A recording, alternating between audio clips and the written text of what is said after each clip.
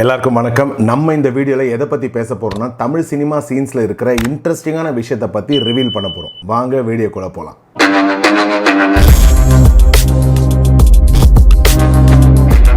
மன்னன் இந்த படத்தில் ரஜினி சாரோட ஒரு முக்கியமான ஒரு டைலாக் இருக்கும். ஃபர்ஸ்ட் இதில் ரஜினி சார் வந்து ரெண்டு பேர் சொல்லியிருப்பார், ராமோஜி ராவ், ரெனோஜி ராவ்னு. அது வேறு யாரும் இல்லை, ரஜினி சாரோட அப்பா பேர் தான். அவரை ராமோஜி ராவ்னு கூப்பிடுவாங்களாம், ரெனோஜி ராவ்னு கூப்பிடுவாங்களாம். நெக்ஸ்ட் பார்த்தீங்கன்னா சிவாஜி ராவ்னு சொல்லியிருப்பாரு. சிவாஜி ராவ்ன்றது நம்ம எல்லாருக்குமே தெரிஞ்ச விஷயம் தான். ரஜினி சாரோட உண்மையான நேமே சிவாஜி ராவ் தான். லாஸ்ட்டாக பார்த்தீங்கன்னா ஜிஜாபாய்னு சொல்லி முடிப்பார். அது வேறு யாரும் இல்லை, ரஜினி சாரோட அம்மா பேர் வந்து ஜிஜாபாய்.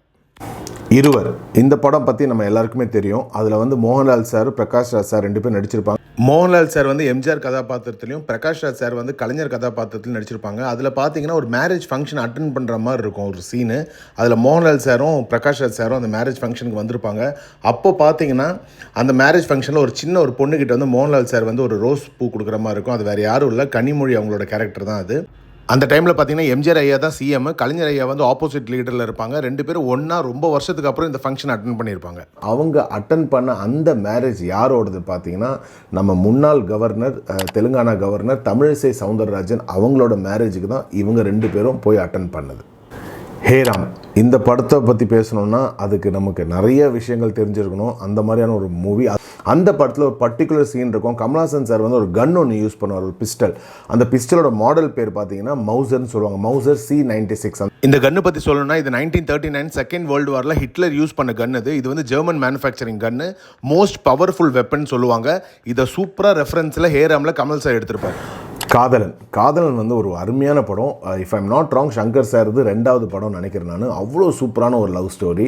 அந்த படத்தோட ரொம்ப ஒரு இன்ட்ரெஸ்டிங்கான விஷயம் என்னென்னு பார்த்தீங்கன்னா, அந்த படத்தோட ப்ரொடியூசர் வந்து KT Kunjumon.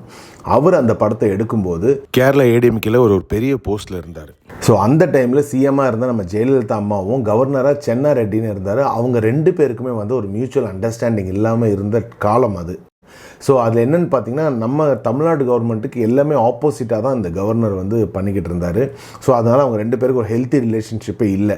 So producer KT Kunjumon sir இந்த படத்தில் கவர்னரை ரொம்ப நெகட்டிவ் ஷேடாக காட்டி எடுக்கணுன்றதுக்காகவே எடுத்ததாக சொல்லப்படுது. அப்படி எடுக்கப்பட்ட கவர்னரோட கேரக்டர் தான் இது. உங்கள் ஸ்டேட்டில் நடக்கிற ஆட்சி எங்களுக்கு பிடிக்கல. அந்த ஆட்சி கலையணும், எங்கள் கட்சி ஆட்சிக்கு வரணும். அதுக்கு 8 பெரிய தலைகளை 27 சின்ன தலைகளை விலைக்கு வாங்க சொல்லி காசு கொடுத்தா காசி உள்ள விட்டுக்கிட்டு கலைக்கும் முயற்சி பண்ணாம காசில வந்து என்னையா பண்ற நீ? MPMல விலைக்கு வாங்கினா தான் ஆட்சிக்கு வருமா? சட்ட ஒழுங்கு குலைஞ்சு போச்சுன்னு ஆட்சியை கலைக்க முடியாதா?